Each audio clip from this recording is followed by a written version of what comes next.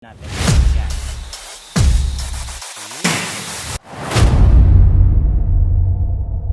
Welcome back to another episode of Motor, Negosyo, at iba pa.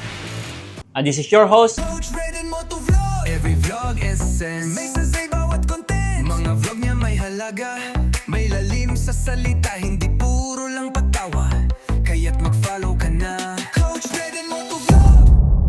So yan guys, ito bumili na tayo. Pampalit ng ating shoes na ang tinagal is 3 months lang. Ang dali niyang suotin kasi tingnan niyo naman. No? Normally dito lang, di ba? Itong kakaiba may zipper sa gilid. So hindi ka na mahihirapan magpasok, no? Grabe. Tapos anong klaseng ate? Zipper? Y? KK. This is a good brand of no? Yeah. Yun. Kilala siya sa ganon tibay, no? See? Wow. Anong kulay ito, ate? Moose brown. Ako, gusto ko kasi medyo dark para hindi siya dumihin tingnan. Pag medyo light kasi, syempre tulad ko, I'm a classic lover. Minsan, nagpupunta kayo sa mga maputik, so nakikita. Dito, bagay na bagay. For the meantime, wala pang logo ko, no? So, next time around, magpapakustomize tayo yung may logo na. Babalikan ulit natin yun. Yan.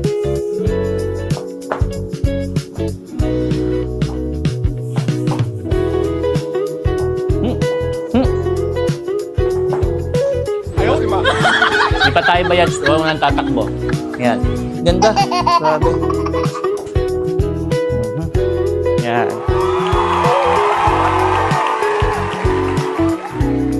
Sige ate. Okay guys, so ito na yung shoes na napapili natin. Yan. Yoo. Ganda. Naku. Check na lang sir. Pag-double check na lang. Pero na-check na rin. Yeah, oo. Kanina, no? Of course. Yan.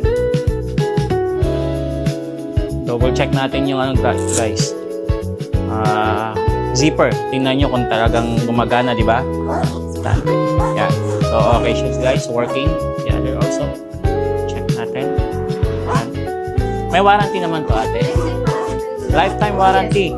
So, but paano nako-cover ng warranty? Sir, pagka may mga umangat sir, sa pilot sir yun. Sir, mga stitch po sir.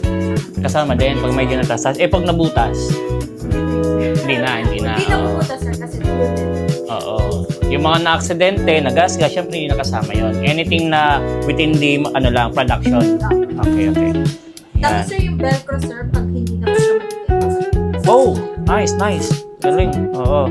Bali lang hindi lang sir coverage mo ng back sir, yung sole sir, good for. Oo. Kailangan siya i-resole. Oo. Tapos yung zipper sir. Sa zipper sir, as long as hindi siya. Pero kung ano ba magpupuntahan, or mahirap po yung Ayan. Okay. Yun. So, let's see yung magiging quality nito. Kasi kaya talaga ako bumili nito maliban sa nasira nga yung aking pang-araw-araw na boots is gagamitin ko siya sa aking ride going to Leyte. I will be driving 500 plus kilometers from Cavite to Sorsogon and then tatawid tayo ng Alin Samar going to Tacloban, then Tacloban to Carigara, Leyte. So tingnan natin kung saan na nga abot ang tibay ng sapatos na to.